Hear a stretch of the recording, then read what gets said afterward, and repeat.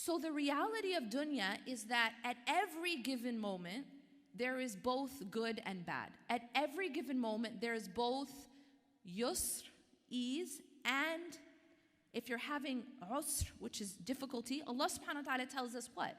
Inna ma'al usri yusra.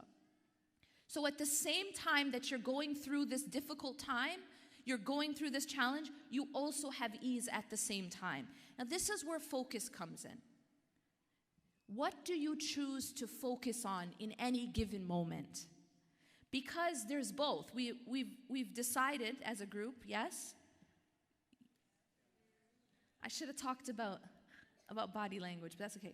Yes, okay. We decided as a group that life is like a railroad track, right? You have them both parallel. And so if you are in a situation where you're faced with a challenge, you're faced with a difficulty, you're faced with a hardship, at that same time, you're also being given ease and blessings. And so your choice is, which side of the railroad track am I going to focus on? And along with that point is another statement that I want you to take home with you. So these are like, I'm going to leave you with many statements that are going to be take-home messages for you to reflect on and hopefully remember. The next one is that what you focus on grows. So the things that you do choose to focus on will actually become more prominent in your life. And they will become more prominent in your mind. What does that translate to? Here's what it translates to. People who focus on problems will always see problems. People who focus on problems will always see problems. So what happens is, okay, you're a problem solver, right?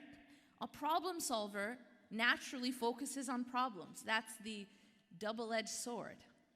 And so what happens is you'll focus on a problem and it's all you see. But once that problem has been resolved, what happens next? You find a new problem to focus on and it's all you see. So I don't need to tell you what happens in your life. You're always focused on a problem and it's all you see.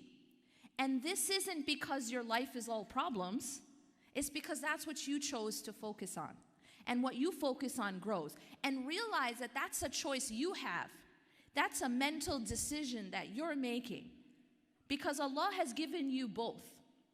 You can't blame Allah. See, we focus on problems. They become so big. They surround us. And then we blame Allah. But Allah gave you both.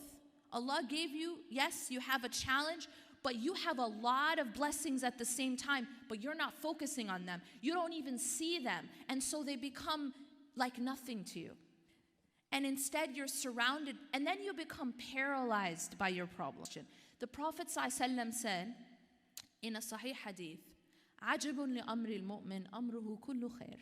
The matter of a believer is strange. Everything is good for him or her. The matter of a believer is strange. Everything is good for them. And this is only the case for a believer, by the way, the Prophet ﷺ explains. And he says that if there's something that the believer gets that he or she wants, then the believer responds with gratitude, and so it is good for them. And if the believer gets something that they don't want, he or she responds with patience, and so it is good for them. What does this mean? This means that the lens that a believer should be wearing in understanding their life and seeing their life is that it's all good.